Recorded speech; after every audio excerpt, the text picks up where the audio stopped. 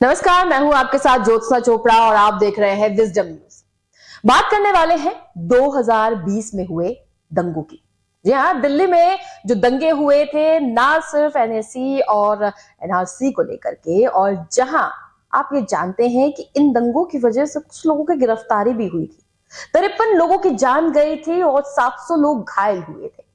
लेकिन इन सब में जो नाम सबसे सबसे आगे था वो है उमर खालिद, जिसे गिरफ्तार किया गया। और हालांकि आपको बता दें कि ये नाम अब फिलहाल क्यों लिया जा रहा है, क्योंकि 23 दिसंबर को अंतरिम जमानत पर यह शख्स बाहर आया अपनी बहन की शादी में शामिल होने के लिए, और अब वापस आज के दिन इसे फिर से जेल पहुंचा दिया गया है। क्या कुछ रहा है इस पूरे मामले में, आइए जानते हैं इस खास रिपोर्ट के माध्यम से। दिल्ली दंगों के मामले में आरोपी उमर खालिद की अंतरिम जमानत खत्म हो चुकी। इसके बाद उमर को वापस तिहाड़ जेल जाना पड़ा। उमर खालिद के पिता ने ट्विटर में कहा कि उमर खालिद अपनी बहन की शादी में शामिल होने के बाद जेल में वापस चला गया है। उसे बहन की शादी में शामिल होने के लिए कोर्ट से अंतरिम जमानत मिली थी। दिल्ली दंगों के आरोपी उमर खालिद 23 दिसंबर को तिहाड़ जेल से अंतरिम जमानत पर रिहा हुआ था। कोर्ट ने उमर खालिद को 23 से 30 दिसंबर तक की अंतरिम जमानत दी थी। कोर्ट ने उमर खालिद को 30 दिसंबर को सरेंडर करने का निर्देश दिया था। अदालत ने खालिद को अपनी बहन की शादी में शामिल होने के लिए 7 दिन की अंतरिम जमानत दी थी। इस दौरान कोर्ट ने यह भी कहा कि वो मीडिया से बात नहीं कर सकता है और ना ही किसी सोशल मीडिया का इस्तेमाल करेगा।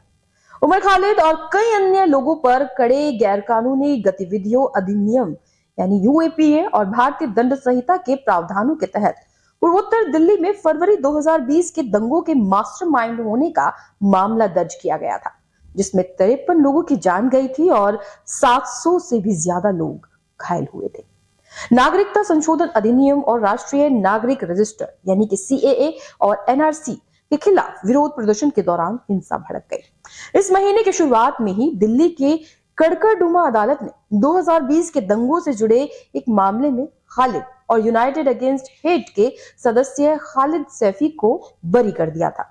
इस मामले में दोनों जमानत पर रिहा हो गए थे, लेकिन अलग अलग मामलों में उन्हें सलाखों के पीछे रहना पड़ा।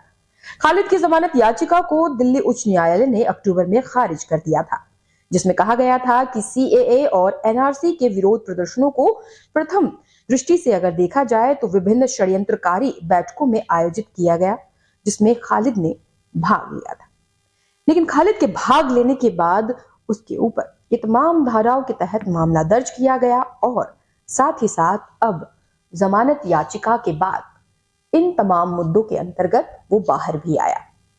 लेकिन आखिरकार कुछ वक्त के बाद एक बार फिर यानी कि महज 7 दिनों के अंतर पर वापस खालिद जेल जा चुका है। लेकिन आखिरकार बात वही की वही रह गई है, दंगों की बात। महज वो दो कानून जिनके विरोध की वजह से इस शख्स पर तमाम तरह के आरोप लगे, क्या ये दंगे सचमुच में इसके मास्टरमाइंड होने की वजह से हुए थे, या ये कहा जाए कि आखिरकार उमर खालिद के अलावा भी और भी बहुत से लोग इसमें शामिल थे? क्या कुछ है ये पूरा मामला? आप इस बारे में क्या कुछ जानते हैं? आपका क्या मानना है उमर खालिद की गिरफ्तारी को लेकर, उसे जमानत देने को लेकर और तमाम चीजों को लेकर के जो कोर्ट की तरफ से वर्डिक्ट्स आए हैं उनको लेकर आपका क्या मानना है? कमेंट करके हमें जरूर बताइएगा। साथ ही विजडम न्यूज को सब्सक्राइब कीजिए और हमारे चैनल के बेल आइकन को दबाना मत भूलिएगा, ताकि आपको अपडेटेड वीडियोस के नोटिफिकेशन मिलते रहे। फिलहाल इसी के साथ आपसे चाहेंगे इजाजत। नमस्कार।